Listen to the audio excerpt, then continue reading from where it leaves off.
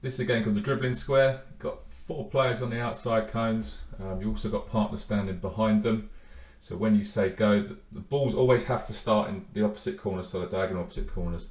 But when you say go, number 4 is going to dribble the ball to number 3, and then he's going to wait behind that cone. Number 2 would dribble the ball to number 5, and then wait behind that cone. And then they sort of move around the square. So have a look at it here. So the players will dribble up, stop the ball with their sole of their foot, and then their partner takes it over. And as you can see, it works in a nice little pattern. Every player gets a sort of 5-6 second rest before the next player goes. Just encourage them to keep the ball nice and tight to them and dribble at high speeds.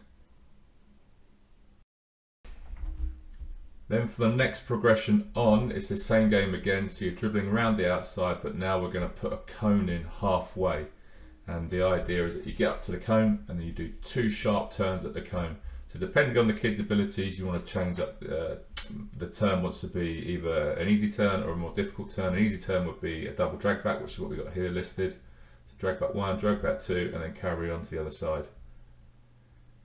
Better players, you might want to put in different kind of turns, round the world turns, L turns, V turns, all sorts of different cuts and turns to change direction. But again, just match it to the ability of your group and the age group.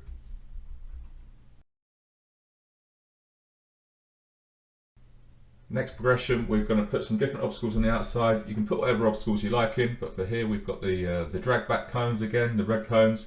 Then we've got the yellow cones, which are going to be sort of a roundabout, where you use the inside of your foot to go round the cone, or the outside of your foot to cut around the cone in a circle. And on the blue side, we've got some blue zigzags. So the players move around the course exactly the same as before, but when they get to the obstacles, they change up the skill of the turn or the obstacle depending on what they're doing.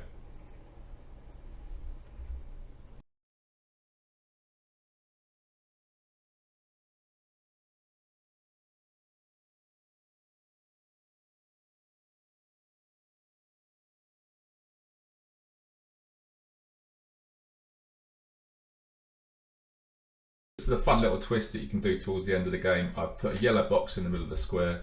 So players are going to dribble around the outside as they have been doing the turns, doing the roundabouts, doing the zigzags. But when you shout out, get in the box, it's the first player to dribble their football inside the yellow box, trap it with their foot or trap it with their belly or put their bum on the ball inside the box. That player will be the winner.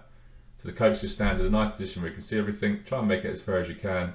Shout, be nice and loud, and make sure those players get into the box. The first player to get in the box gets the point.